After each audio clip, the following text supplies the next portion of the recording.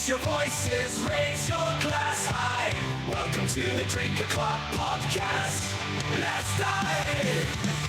Oh, grab an old fashioned and join the fray. Raise your spirits, let the music play. From the corner pub to the dance hall floor.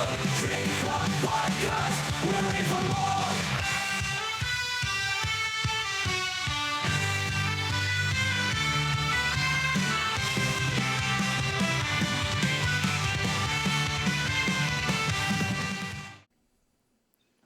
We're live on another beautiful Thirsty Thursday, one of my favorite days of the week. You know, Thursday's really underrated, in my opinion. That's all I'm saying. There's the excitement for Friday's obviously the most exciting, but there's something about it's almost like the Christmas Eve of the week, and I think people need to appreciate Thursday more. I'm just throwing my hat in the ring there for appreciating Thursday. But listen, this is the Drink O'Clock Podcast. I'm your host, Rob Valencius, and I have the pleasure of having with me Michelle Walters. Now, Michelle, you're a marketing coach and clinical hypnotherapist. Welcome to the show. Thank you. I'm super happy to be here today. That's good. I don't know if you're drinking. It's been a long week for me, so I'll be having an old fashioned, and it's not a requirement to drink on my show. But I'm just going to do a little nibble here because loose lips sink ships is a classic one there, right? Absolutely. Listen, I've had I have had at least one, maybe two hypnotherapists on my show. I'm fascinated by it, and I do think it's a pretty cool thing what you're doing, and you had a cool spin on it. So we'll get to that because I want to. I'm a tech nerd too, so I definitely want to. Okay, fun. That'll be fun. Yeah, I definitely want to jump into that because I think that's a good portion of, kind of what you're bringing to the table in today's climate, right? But look, I just met you technically 4 minutes ago. So these conversations are always funny, but I don't know anything about your backstory, and neither does my listeners. So do me a favor, bring us up to speed on Michelle Walters growing up to kind of where you got to where we are today. Sure. So I am actually speaking to you about 2 or 3 miles away from where I grew up, which is the East Bay of California. Grew up here in the suburbs. After I finished my primary education, I went off to school. I have an undergraduate degree in biology, and I have a bachelor or a master's in business. Worked in digital marketing for over 20 years, mostly in California. I had some stints in Dallas and a few other places. And then I read a book in about 2018, 2019 by one of my favorite authors called The Hypnotist Love Story. And it was about a hypnotist who lived in Sydney, Australia, and she solved all these people's problems. And I was like, wow, this is so cool. I want to do that. And so in what is probably not the most common way of changing one's career, a novel led me to hypnotherapy school, got a degree on the weekends. And when the pandemic hit, my life kind of went, what? Like so many other people's lives. And it seemed like a good time that if I was going to walk away from what had been a full-time career in digital marketing for big, big companies, Clorox and Schwab and Nestle and companies like that, I decided to do something completely different. And I rented this little office and I put up my recliner chair and started seeing clients. And I have been working primarily in hypnotherapy with some amount of marketing work, mostly for very small businesses right now, and absolutely love it. It's been a complete change of gears from my old life. But now I get to help people with all kinds of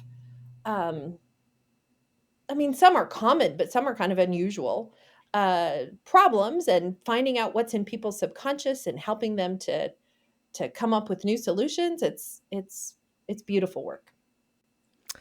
Look, I was going to be a psychologist. I've said it a million times on this show. So I'm fascinated with the mind and the psyche and what brings people to do the things that they do. So I appreciate your work. Let's start with the basics here, because I'm sure I've picked up new listeners since the last time I've interviewed a hypnotherapist.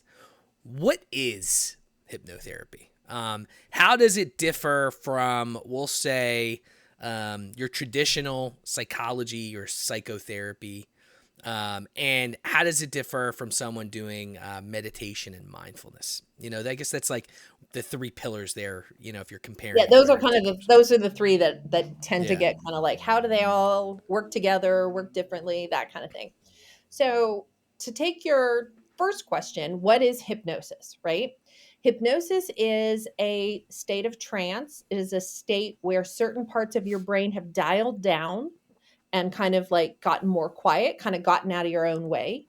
And when a person is in a state of hypnosis, they are more suggestible, meaning you can convince them to do things, you can suggest things to them that they're more willing to try.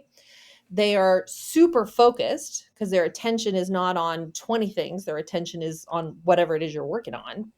And they are more dissociated, meaning that they are not as connected to their body. They can imagine doing things with their body that maybe would be hard to do if they were in a fully waking state. Everybody in the world goes through what's called a hypnagogic state, which is a transitional state between wake and sleep every day. So even if you don't really think, oh, I've never been in a state of hypnosis, your brain goes through this state at least twice a day when you fall asleep and when you wake up. Hypnosis versus hypnotherapy. Hypnosis is the practice of putting yourself or guiding other people into this state of trance. Hypnotherapy is when you're using it for a therapeutic purpose. So like there are stage hypnotists that get people up on the stage and put people in a state of hypnosis and they're quacking like ducks or rubbing their tummies and patting their heads and doing all kinds of The things. stuff you see in the movies, right? That type of The thing. stuff you often see in the movies, but you can see it live on stage too. Yeah. That people should know that the people on stage are not chosen ahead of time, that in a big group of people, there will be some number of people who are willing to do this. Yeah. That is hypnosis, but not for the purpose of therapy. So that's kind of my explanation as to what is hypnosis. Oh, and people should know that hypnosis is entirely consensual. Like you can't be in a state of hypnosis if you don't want to be. If you just are like, no, I'm not going to go along with that, but you don't go along with that. I don't have any Yeah. particular power as a hypnotist. I can't make you do things. It's like The the old difference, 60s movies, but like the black and the white spinny thing. And they're like, you're going to go kill your neighbor. guess what? It doesn't work. If I tell somebody who's in a state of hypnosis something that they wouldn't believe, they just pop out of hypnosis. That's all that happens. You just kind of like wake up and like, oh, you're gonna open your eyes and discover the world is upside down. But people are like, that's ridiculous, and they wake up. So it doesn't work like that. Hypnosis versus meditation. First off, it's really hard to try and explain what is meditation because there's It's true. like how do you even describe that? But what folks usually say is that hypnosis is like meditation but with a goal. Like we are doing Okay. something for a purpose in hypnotherapy, but in meditation, you might have a goal, but you might not have a goal, right? And then in terms of the difference between hypnotherapy and psychotherapy, in psychotherapy, it, it you can work on the same problems in either system, but in psychotherapy it tends to take a really long time because you got to talk about everything, and your psychotherapist is going to ask about how does that relate to your mother and your first grade school teacher, and these conversations go on and on and on and on and on. They got to Hypnotherapy, get paid somehow, right? yeah. Well, hypnotherapists probably aren't as good on the whole getting paid side because we tend to take a down, dirty, and deep approach. And so many of my clients I'm not working with for that long. We tend to go deep and hard to figure out what is lodged in the subconscious that needs to be shuffled out and something new shuffled in. But it's a different approach. Often I work with clients who are also seeing a therapist, a psychotherapist, because my work can be in conjunction. We're just approaching maybe the same question, maybe slightly different questions in different modalities. Interesting. Now, let me ask you this, because I don't know if I've ever asked a hypnotherapist that I've interviewed this, which is just coming to me. I always have lists of like 100 questions, and I find ones that I'm like, ooh, that interest me, and hopefully it piques I other think people. that's good. I think it's good to kind of go with what's live, right? Yeah. Have you ever run into someone that can't be hypnotized? Is it something that's inert with people that everyone can, or can people just be like, nah, that's not working? There And is that is, awkward? well, okay, Follow up. first off, most people who cannot be hypnotized don't come anywhere near a hypnotherapist. So I really kind of don't need to deal with them because they usually kind of bow out before they ever would come to me. Yeah. Technically, there is a very small fraction of the population who has a mental disorder, and I'm forgetting what it's called right now, but it is an inability to imagine. If you have a mental disorder where you cannot imagine anything, hypnosis is not really going to work We because call those psychopaths. yeah, I just mean, like, kidding, but I didn't maybe really not. believe there were people like that, but now, like, I've heard these No. people interviewed, like, there are people like that. There is a degree of something called hypnotizability, and people can be uh, graded essentially on how hypnotizable you are. Some people are more hypnotizable than others. The more you play with hypnosis, the more you spend time doing hypnosis, the the sort of more quickly you'll drop into hypnosis. Um, in my work, I've had one or two people come to see me who were very low on the hypnotizability scale, and so our progress was pretty limited. But like I said, most people, I mean, it's probably 80-90% of people are hypnotizable. Interesting. So, how would you know? Like as a human? I guess You I'm don't. for me. You don't Yeah, I know. guess you don't know You until don't you know know. type thing. You don't know. You need to meet with a clinical hypnotherapist who's been taught how to assess that to determine if you are hypnotizable or not hypnotizable. Most people are. Most people are. But there are some people who really don't do it that well. And, Yeah. I mean, that's okay. There's people who are good at dancing and people who aren't. Well, it's the same thing. Like I saw online, and I don't know how many people are affected by this, or if there's a specific word for it. But there's a lot of people that it was news to me that don't have an inside voice, that like they don't talk to themselves, and that kind of threw me for a loop because I talk to myself all the time. So either I'm super fucking crazy, or it's just like it's like one of those weird things. I guess you don't think about it because you're always like in your own head, like, oh, you know what, I should have made a left here, like like little things like that I that think I just our couldn't imagine. interpretations of what goes on inside of ourselves is all fascinating, and there's a wide range of it. There are people who talk to themselves, there are people who talk to themselves out loud, there are people who talk in their sleep, there are people who don't really think of what they're doing as talking to themselves. But I would say most people in our society have some way of um, noticing things about themselves. Hey, Yeah, if I have my cocktail at 5 as opposed to 9, then I don't pee as much in the middle of the night. Like, people it's notice true. things about themselves, right? That's true.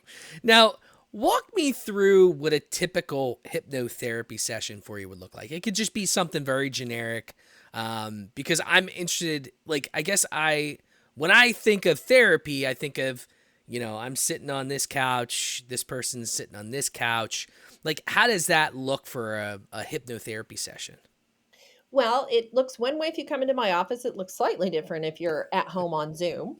Um, it the session would usually start off with us having a conversation and me asking quite a few questions, trying to understand who is this person and why is this bothering them and how long has it been going on and what can this person tell me about their fear of heights or their um, extreme anxiety or their sleep problem or whatever it is they've got going on. I'm going to ask a bunch of questions. And then I'm going to have that person get into a comfortable place and get them very, very relaxed. That's really all it feels like, is it just feels like you're getting so relaxed. It feels like you're on the brink of sleep, really. And I'm talking and talking and helping them just get relaxed and maybe helping them visualize, I don't know, a bubbling brook or an ocean beach or whatever makes them feel like they're in kind of their happy place. And then I'm going to talk to them. I'm going to talk to them. I might ask them questions. It kind of depends on what stage we're at and what problem we're solving. Yeah. So we might go back in time to imagine what things were like as a child. We might remember a time when you conquered this problem before and figure out how can you visualize yourself conquering it again. It kind of depends on we might visualize walking through what the problem is. Like I've helped people with driving anxiety. And so we're imagining driving the car. What does that look like? How do we build that visualization and confidence to be able to tackle the problem? Hypnosis, hypnotherapy is used a lot in sports. It's used by Olympic athletes to imagine skiing down the mountain because your brain has a very hard time distinguishing what is real versus what is imagined. And so it can help build your strength, your confidence, your actual ability to ski down the hill by imagining skiing down the hill. Yeah, it gets people out of funks, right? I think in sports they call it the yips. Is when you were good at something and you knew what you were doing, and then all of a sudden you couldn't do it anymore, and you have no reason why. It's all psychological. Mhm. Mhm. So, you know, you went to school, right, for this, and you got certified. I think. What was the American? I had it written down. I went The to a hypnoth. school called the Hypnotherapy Training Institute. It's a school that's been around over 40 years, maybe 45 years now, based in Marin, California. So, how does that training look? It's got to be relatively similar to like if you were to be trained to be a psychologist, right? Because you have to know, It's kind not of as what much question. training.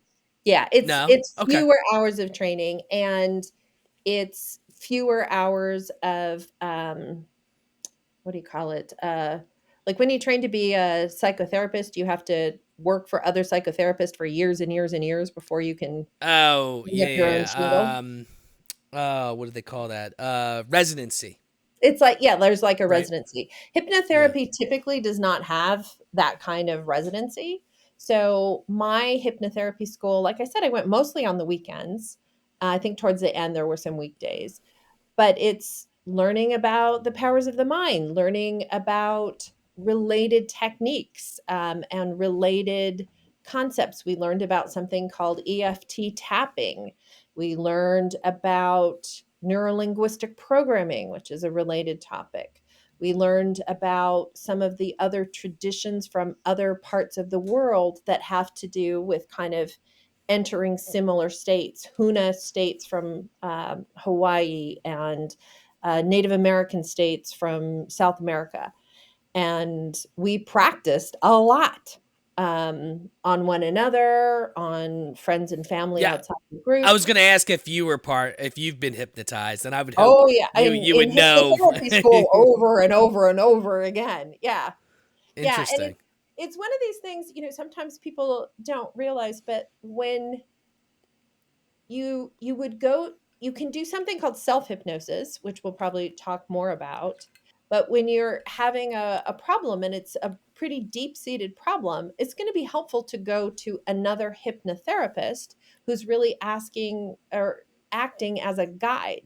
So, for example, I have a friend of mine from hypnotherapy school, and she was having trouble sleeping. What do you do when you're having trouble? You go to another hypnotherapist who can help you with these things because you need somebody outside of yourself to be a guide and ask you the right questions and help you figure out what's going on and how to conquer it. Yeah, I'd hate to see a schizophrenic psychotherapist because or psycho. Well, what's the Yeah, word I'm looking for? it's hard even to try to Hypnotherapist. imagine how that would work. So I do get questions a lot, sort of I have ADHD, would this work for me? Yeah. Absolutely. Another good friend of mine who's a hypnotherapist has ADHD in a bad way, but can she be a hypnotherapist? Absolutely. It's a focusing thing, and your brain knows how to do it. You just have to find the person and the technique to help you get into that zone. So, what are and then this will head back to you, but what are some common misconceptions about what you do? Maybe it's with hypnosis or hypnotherapy. What are some common misconceptions, and how can you debunk that or think about it differently? I think the biggest one is just that I'm going to get people to do something they don't want to do. Yeah, I want to stop smoking. Well, you Well, know, I I can help people stop smoking. I've done that. I've done a lot of things, but I think the biggest one is that people are afraid that they're gonna come to me and I don't know, I'm gonna make them trip and fall or something, or they're gonna reveal secrets about their mother that they never wanted to reveal. I don't know. I yeah. I I think that's maybe the biggest one, and maybe the other big one is just that it doesn't work. And I will say it does not work every single time. It doesn't. But it works most of the time for my clients, and that's why they come to see me. Yeah, I mean, look, it's in in our world. I think that there's this and look, we've just been born and bred at this point to believe that modern medicine is here to help us. And I think that I'm not saying most doctors are trying to hurt you, but what they learn in school and what they've been bred to do is to just give you medicines, and I like that in your work, you're doing something that you're not prescribing them pills and saying, okay, get out of my office, right? You're helping them work through their problems. So even if they're skeptical, right, you can still break through that and potentially help them with their problems. With today's medicine, and I've interviewed psychiatrists on the show because I've had issues with psychiatrists because I grew up with people bipolar in my family, and that is something you have to be medicated for. But they didn't talk things out. They didn't try to help these people through. They just gave them pills and said, try this and see if it, and it just turns you into a zombie, right? And that's that, and you move on. And I think today's medicine it's a lot of it's being fronted. I'm a bit of a conspiracy theorist on the show in some aspects, but I think a lot of it's fronted by the drug companies. And I work my main job. I work in Medicare. I deal with the elderly. I see what they do to these people. I mean, I have patient. I'm an agent, so I have clients that are on 20 medications and 3 of them for the same thing. And it's like, I wish, and I think it's changing a little bit with maybe the younger generations, but it's like the holistic approach.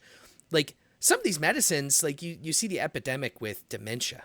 And a lot of it is because of these medicines that we've been peddling since the 70s, and they're just now coming out like, oh, this one definitely causes dementia, we think, and the holistic approach, and that's why I like, the things that you're doing. It's a holistic approach to helping people, right? Get Well, within and themselves. there are things that you can get yourself through that you might not need a pill for, Yeah. and I on the range of hypnotherapists, there are hypnotherapists who are like, "Oh, never take a pill for anything."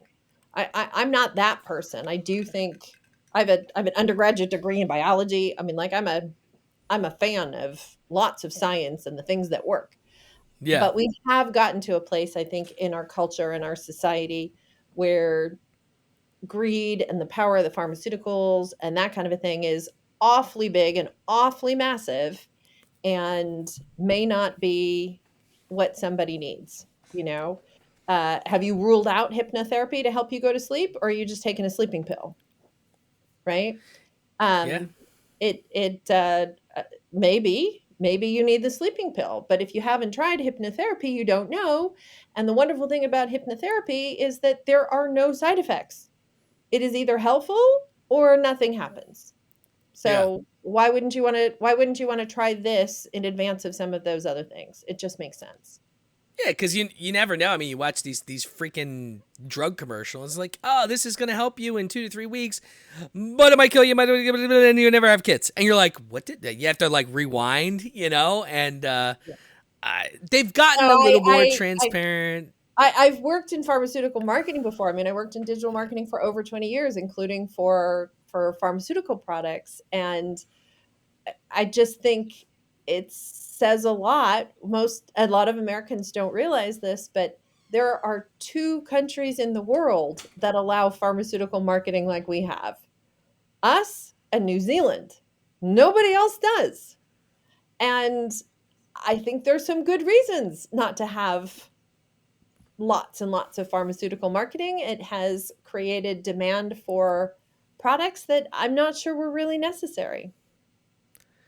Well, I'll tell you, we have to do a lot of lobbying with the government in what I do because they make a lot of changes that look great on the outside, and then when you dig into things, it's horrible for the seniors, which is a community that is highly underserved, and I think needs all the help that they can get. I mean, you're living off of $1,200, $1,500 a month in Social Security, and some people that's all they get. Right.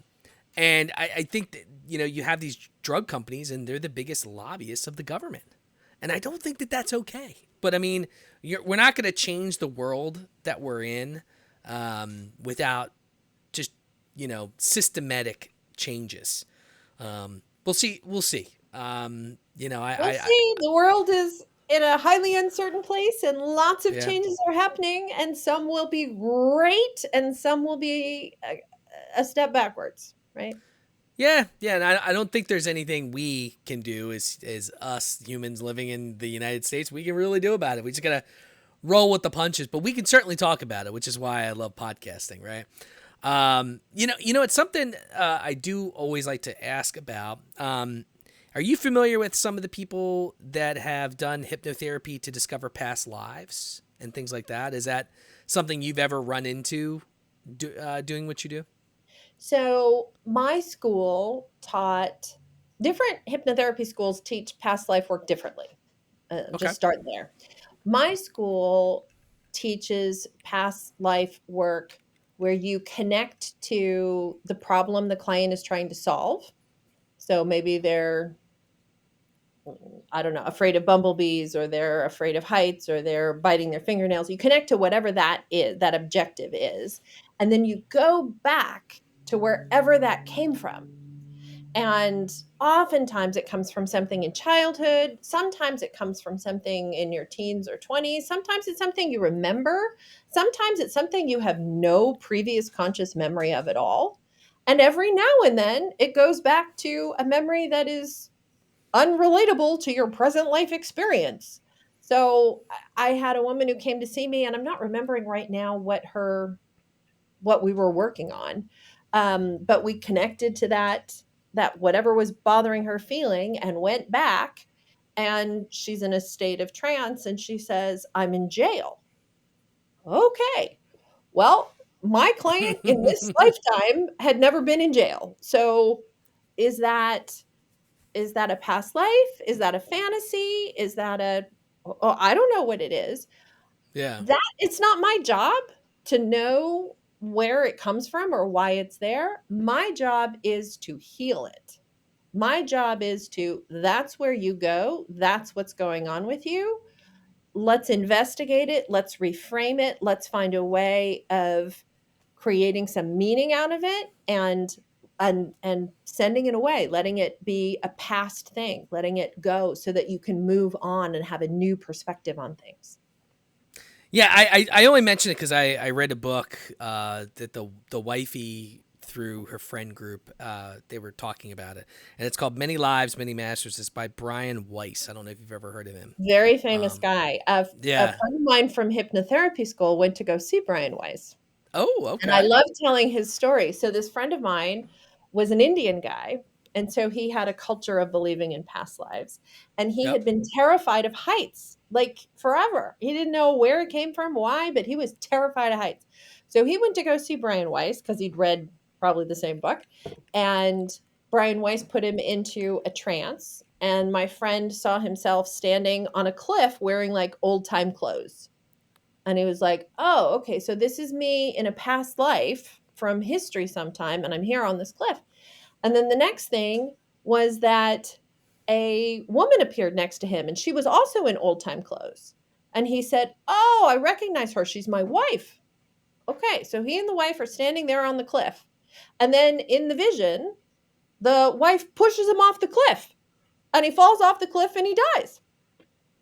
And so in the pattern of how you look at this and reframe this, the Yeah. story becomes you had a past life. In your past life, your wife pushed you off the cliff. She's not here. You don't have to be afraid of her anymore. She's gone. Yeah. And then my friend was like instantly cured of his fear of heights. Now, that is Wow. kind of a remarkable story, and it's not how it works for everybody all the time, but Yeah. it is an illustration where sometimes when someone can help you find something that explains it, that kind of appeases your subconscious, it allows you to move on. Interesting. Yeah, I was fascinated with that book because he gets into some crazy shit, and who knows, right? I talk about this on my podcast a lot because I like you. I have a degree in IT. I'm a techie, but I'm science first, so it's hard for me to believe that stuff. But when you read it in a book by a doctor, it kind of throws you for a loop a little bit. Hey, let me ask your thoughts. What do you and you don't have to answer this if you're not comfortable. All right.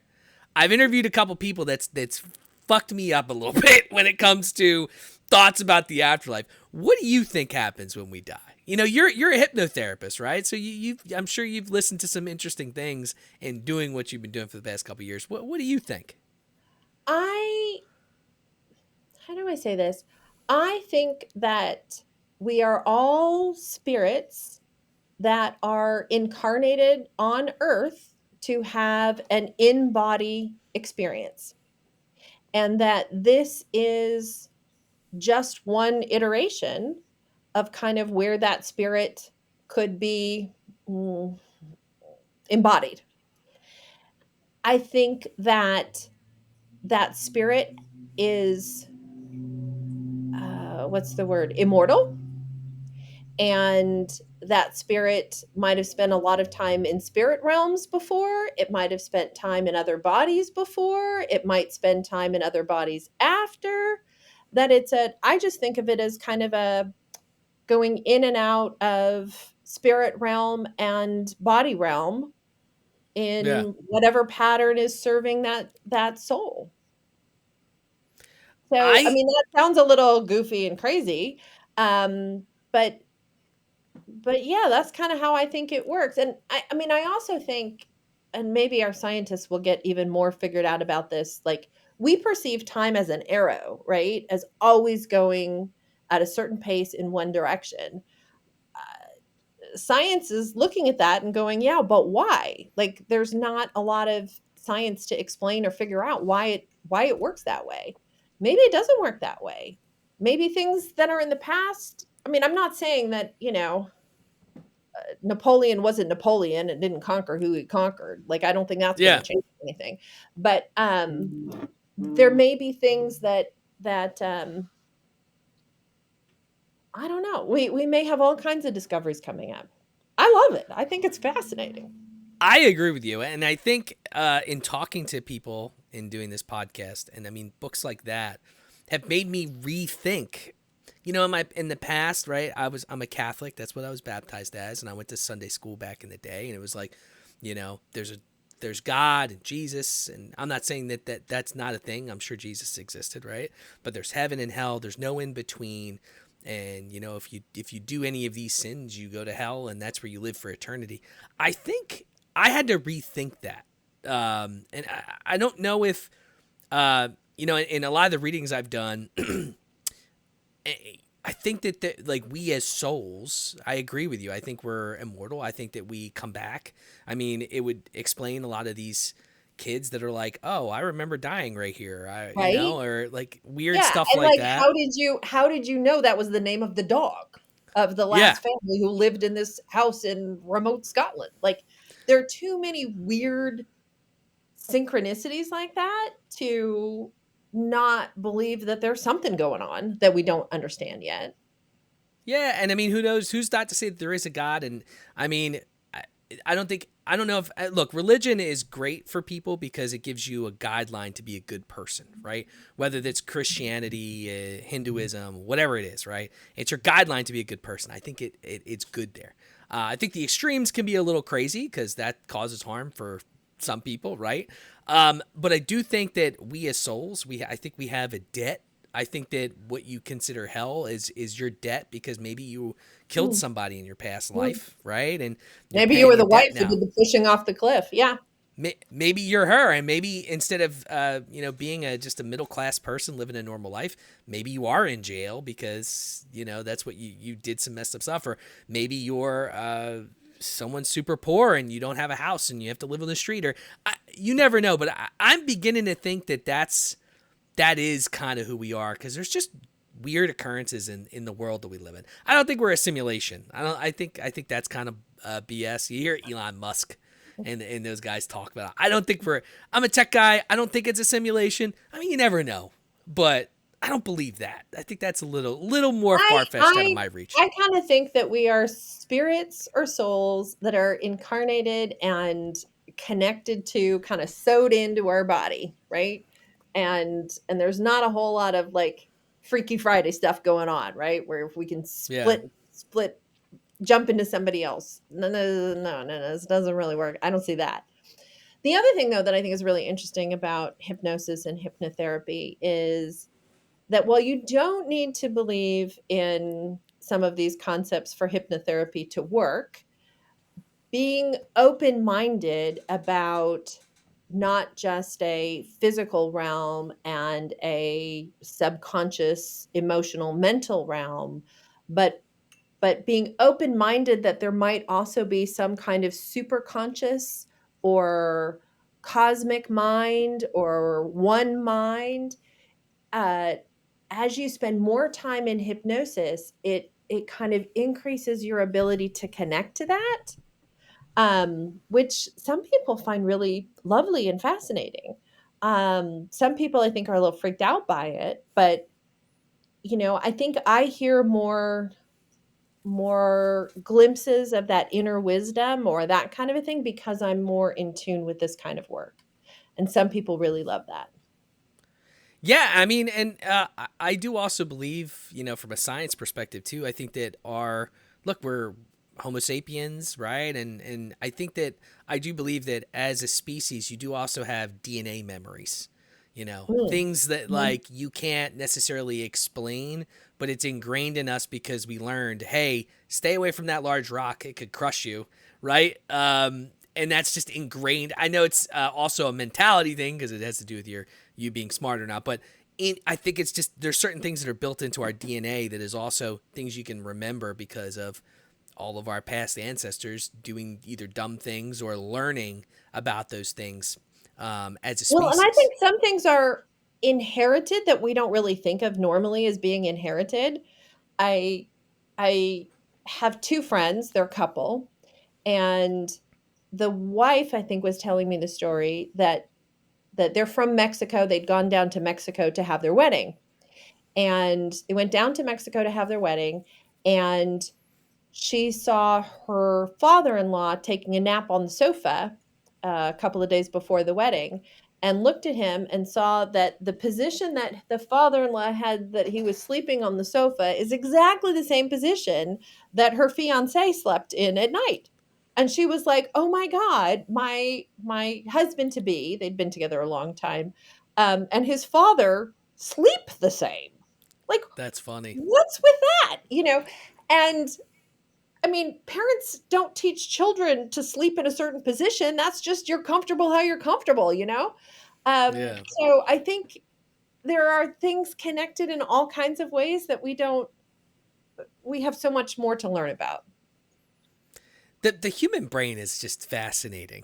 It really is. And in our lifetime, I mean, maybe, Michelle, with AI, we will know certain things before we are long gone. I mean, I heard within the next 10 years, it's very likely AI will help come up with, I don't want to say medicine, but something you can take that will actually unage your cells because there's certain things that happens to the body that they haven't been able to figure out. But with AI, if you have a strong enough, with LLM, right, which is the language model, right? If you have a strong enough language model that runs all the time, it's going to be able to crunch all computations that would have taken us a billion years as one person or even a couple people to do. They're going to be able to solve a lot of things potentially just by doing this all the time. AI brings so much opportunity and craziness to the world that who knows what will happen. Yes, it would not surprise me if AI starts saying, well, just like, I mean, it happened a long time ago, but when the first AI uh, game came up that it figured out how to play Go and beat somebody at the game of Go when it took a move that no human had ever taken or would have ever thought of, and yet Yeah. that move then led to the AI winning the game of Go. It it it's exciting in terms of its opportunities. It's also terrifying. Yeah. This week, I was fortunate enough to be a guest at like an AI think tank networking kind of thing. And just listening to the conversations of all of the new opportunities, but also potential, holes and traps. We have a lot of territory to navigate moving forward with AI, and some will work out great, and some will be a little weird. Look, I mean, they said a lot of the same stuff they say about AI, they said about the internet, right? When the internet came out, it's going to do this. People are going to. There's always, we always as humans adapt. I think AI will get rid of a lot of jobs. I'm glad in my IT degree, decided to not do coding because that would That have was been a smart. terrible choice. But I think you'll always need people that know how to talk to an AI, which I think is going to be what an AI interpreter or whatever you want to call it. Though being able to speak to an LLM and get the desired outcome, because a lot of people don't realize this, but AI tells you what you want to hear. Its primary function is to give you an answer. And, if it has to make up some shit to give you that answer, it will. So you have to be very smart and efficient in what you ask an AI model to get back what you want it, because if not, it'll give you whatever answer you want. And I think the most. Do you use ChatGPT, Michelle? I do use ChatGPT. I also use OpenAI Okay. Okay. with So agents. So, yeah. Oh, agents are great. Agents are great. yeah, But the one of the things that annoys me the most that ChatGPT does, and it's how you know instantly if a novice person is using ChatGPT, is the long lines that it oh, yeah, puts. yeah, yeah, yeah. And as soon as I see that or Or all the icons, little emojis, right? yes, I know immediately that person just used AI very quickly and put it up. And I have gotten to the point where I have to ask it, please, when you're giving me this output, do not put this line. Now I know there's ways around it. You can actually go into the model and you can kind of tailor it in the settings. I'm a little lazy. I'll just give an output and I'll say, don't give me this because I don't Yeah, want no, it. that's the easiest way to adjust It's that stubborn. happening. Yeah. It really is. No, I had a big upskilling this year in AI because I realized a few months ago I was like, so I make recordings for my clients Okay. because recordings for clients are really, really helpful. It enables me to give them something to use to do sort of supportive repetition work between sessions. And you can get recordings. I sell them on Etsy. Lots of other people do. They're on YouTube. You can buy an app. There are recordings all over the place. But what I realized is that all those recordings, they're recordings. They were made in general for people in general. They weren't made for Rob, who really likes to imagine himself on, I don't know, a tropical beach at midnight, drinking whiskey. I don't know. Um, they're not custom. And I realized earlier this year, hmm, I could take AI and teach AI how to sound like me, how to write a script like me, and be able to take inputs from a person who wanted an audio script to get rid of imposter syndrome, or to go to sleep faster, or to address social anxiety, and get AI to make this script for somebody really fast at a very reasonable price, and send it to them so that they could listen to it over and over again. And I kind of went out on a limb because I didn't even do any research. I was like, I just know this is a need, and nobody else is doing it. And so I built an app, and my app uses an AI agent, and a bunch of other tools that we needed to hook together to make happen. But it's just amazing to me that in the span of a couple of months, I have an app that does all of this stuff. And you couldn't have done that with coders and people and at a price point that I would have never been able to afford, Yeah. even a couple of years ago. But now I have this great app. I get wonderful reviews on the recordings. Some people see quick results. Some people need a little bit more time for their subconscious to on board that they're going to now start exercising, or they're going to change their food, or they're going to um, be more confident at work, or whatever it is they're looking to do. But it's very exciting. That is really cool. So, what was the process like from start to finish? And I'm sure you're not finished. I feel like you're never finished with an app because Oh you're no, no, always I'm doing never. new I'm not things, right? finished. I'm Uh, I'm at a point where now I'm adding in new features and expanding in different ways.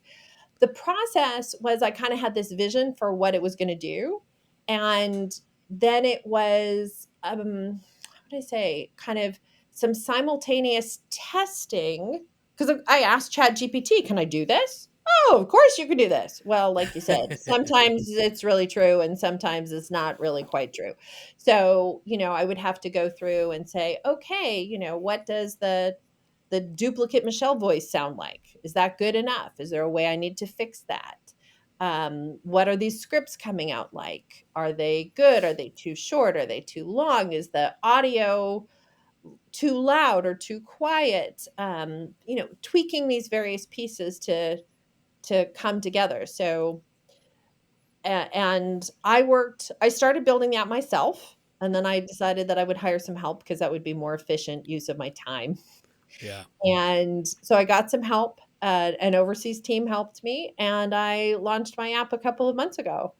It has been quite a journey. I worked in digital marketing, so I helped other clients build apps, but I never did it for myself, and I never did it with agents and um, web hooks and all of this stuff that now I need. APIs. Oh yeah, yeah, the fun APIs, stuff. exactly, security, all these things. But it's crazy now. I can go to the solution, the primary solution I use to build my app, and be like, "Oh, I need a new web page and it needs to have a form with these fields on it, and please include a graphic at the top and a this and a that," and it just generates what the HTML should look like for this, and then I just edit it. It's Wow. freaking amazing. I needed emails, right? It needs to send out an email, and I was like, "Well, I don't really know how, like, how am I going to get an email?" And then I was like, "Oh, wait, take an email, take a picture, screenshot it, give it to Chat GPT, and say, create me the HTML to make an email that looks like this." Boom, done. Put it in the engine. Do a couple tweaks, done. It's it it's hard to explain just how revolutionary these tools are to someone who isn't using them right now. It's just bowls me as somebody who, was building websites and putting code in HTML in the 90s. This is just shocking. Yeah. Yeah, I mean, the fact that you can literally just type a conversation to something and have it output, like I wanted to build out a trading thing to help me make better trades with the stock market because I was thinking Okay. about getting into it. I haven't done it in a while. All my money's in crypto. I took it out of the stock market years ago, put it in crypto, and it's had its ups and downs. This week has not been good, but Okay. it's okay. It's okay. But I created a trading bot that I used Python. It was just Python code, and I had Python on my computer already because I used it for other things. And it drafted me up something. I had to download a couple things internally to my laptop, and before I know it, I could plug in a crypto or stock, and it would tell me this is the range you should buy, this is the range you should sell, and it gave me indicators and everything. It took me just a day of just finagling and telling it what I want it to look like. And sometimes you have to start over. I had to start over at one point because it just was getting to a point where it was just looking weird. And I think it just goes back to people just need to get familiar with AI. I think you need to get comfortable with it. It's not going anywhere. It's going to be more and more ingrained in everything that we do. And I think the only downside is you might see people lose their jobs, right? So people that have been doing things a certain way for a long time, but the internet did that in the 90s, right? When it got to its peak, in the beginning, right? The dot-com boom, people lost their jobs because of the internet, right? And I think as we evolve as a species, that's just going to happen, technologically speaking. There's going to be things, the printing press. And, you go back in time, it's always happened. And we as people always say, oh, well, people are going to lose their jobs. Yes, innovation, unfortunately, does that, but it creates new jobs and Yes. new opportunities. Yes. And it gives people who, you could take $20 out of your money, if you have any money, buy a chat GPT subscription, which you don't even really need, right? But you could. And you could create a business solely through chat GPT and launch that business for little to no money, utilizing just an AI model. And, you talk about agents, and I think agents are the future of what we do because, you can have an agent scour the internet for you every day, every minute, even while you're sleeping, and have it analyze whatever the hell you want. Maybe it's look for crypto coins that were newly minted. Find it, tell me what it is, and then I'll invest in it the next day. Or whenever it's minted, I want to make sure that or buy me 1,000 coins as soon as something's created. And then you can have it. AI agents are going to be. A lot of people don't know what they are, I think, is the problem because they're still new. It takes a little bit to grasp what they can do for you. It does take a while to grasp what they can do. And I think as they proliferate, one of the things I think is amazing about AI is it's very much well, I don't know that this is totally true, but it definitely has the potential to be a very much a democratizer of technology. Like, Yeah. you do not have to have a computer science degree to be able to build an app and do things. You can do some of these things with a lot less technique. The other day, I had a need to take a whole bunch of files. They were tables. They were .csv files, and put them all together. And when I was like, how am I going to do this? I didn't want to do it by hand. That seemed like a really bad idea. So I asked ChatGPT, can you do this for me? It tried to do it a couple times. And I'm like, you're having trouble. Can you find another way to do this? Oh, well, you could do this by writing Python. I really don't want to write Python. What else can you come up with? Oh, try this website. Oh, the website doesn't work. And I was like, what else have you got? Well, create a new chat, go to ChatGPT 5 and change these variables, and then ask me again if I can do it. But did it fine. Like, I did need to be persistent and Yeah. not accept several answers, But I thought it was pretty hysterical that when I absolutely said, no, I will not write Python, figure it figured out another way for me to do it. So, Likes to it default to Python for it a does lot of like to things. default to Python, and I am not defaulting to Python right now. So I got other fish to fry. Python is not. I braved going to a Python meetup once, and I was after I walked out of there, I was like, "You're not doing that. That is not my ticket forward." Um, I didn't learn to code I in will find Python, another way. so So I did I CSS or CS plus. I did HTML in school. I didn't learn Python, and it probably should have because it probably would help me more. I feel like Python's used a little bit more than a lot of the other stuff. It's Um, definitely a very popular language, but I'm going to make the case right now that you can achieve enormous goals, like you said, with the $20 subscription. You might need a few things. You might need some help. You might need to know when to delegate. You might need a little shot of confidence to be able to keep going and be persistent, because people who quit don't succeed. But it's just enormous what the opportunity is in front of us right now.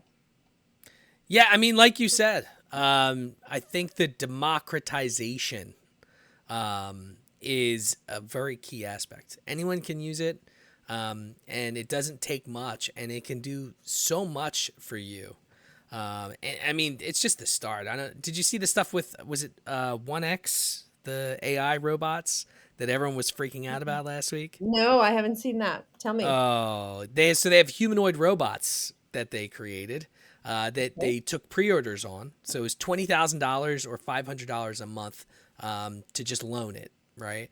And eventually, it'll have an AI model built in that will be able to do all of your chores for you: cook, clean, do you fold your laundry, greet your guests, basically do everything for you. Right now, though, and I think it's going to be the main key here that's going to mess with people, is it currently the only way for it to function without the AI to be done, because it's not done yet, is that a teleperson has to log in and they have a Quest with remotes that they use and they can, but they're in your house. Now, this robot's 65 pounds. I mean, I don't think it could kill you unless yeah, it's stat. I don't know. I don't think it could kill you. It might. I don't know. But the internet, I'm surprised you didn't see it. The internet was on fire last week from it because they're like, holy crap, this is revolutionary. However, the company didn't tell everybody right away, hey, the AI is not done. So someone has to literally like log in. But it opens up a whole bunch of jobs. All you need is a Quest. And you could log into this person's robot. You don't even need to leave your house. And you could fold laundry and do this other stuff and get paid for it. Think about the market that opens. It is hard to imagine where all of this is going, you know. I'm in my 50s. I have a 21-year-old son, and what he has seen happen in his lifetime, what I've seen happen in mine, like who knows what is happening next. It's scary and awesome and exciting all at the same time. Yeah, I think it's because it's accelerating tenfold, right? It's going to bother me now. What's the scientist that came up with the concept of technology, right? At 10x is eventually they Oh get to yeah, a yeah, that plateau. guy. It wasn't Murphy's Oh, Law, but I know what you're talking about. yeah, it's Yeah. so we're gonna I'm sure get to a point at some point, It's but like an exponential curve. Yeah.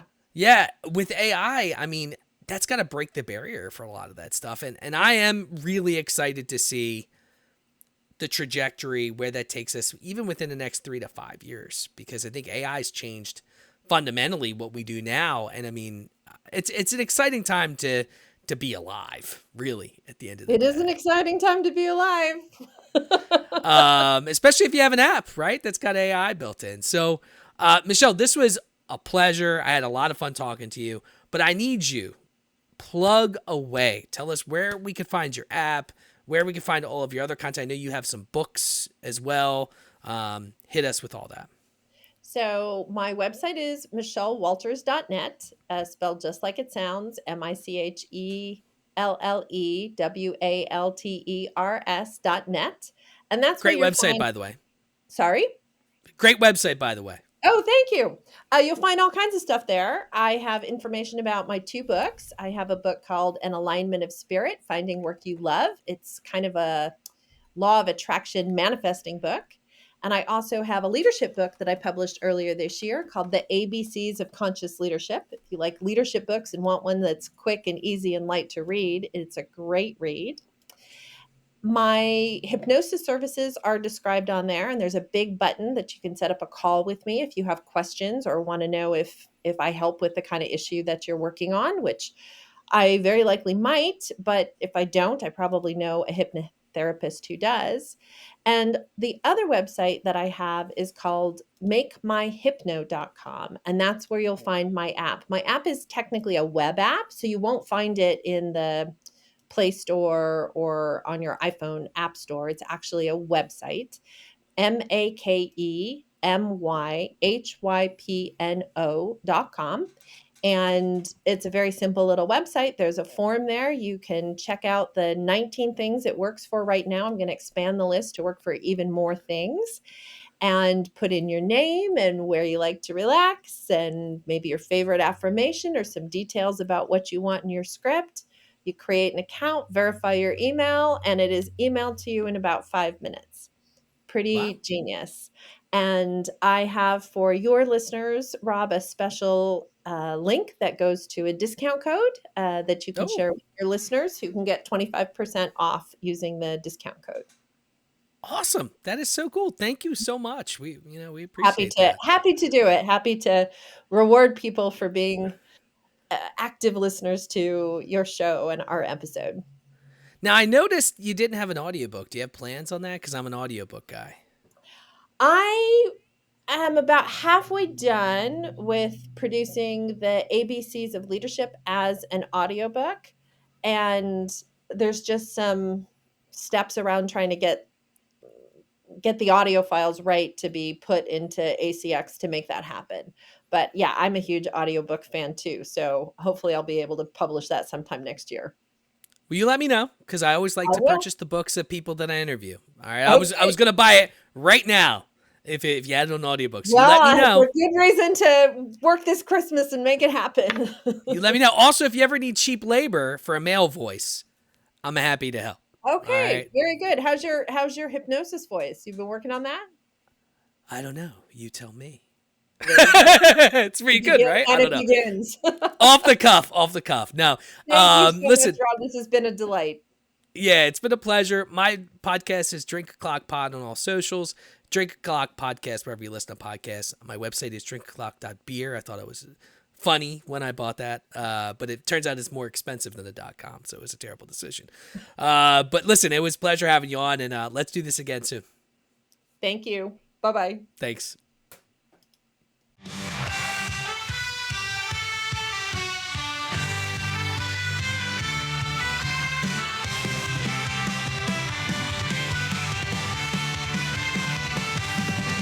On a stormy night where legends unfold, there's a podcast that's breaking the mold. Raise your voices, raise your glass high. Welcome to the Drink O'Clock Podcast. Let's dive. Oh, grab an old fashioned and join the fray. Raise your spirits, let the music play. From the corner pub to the dance hall floor. Drink O'Clock Podcast, we're ready for more. We're ready for more. With a mix of folklore and rebel cheer, we'll guide you through tales of whiskey and beer.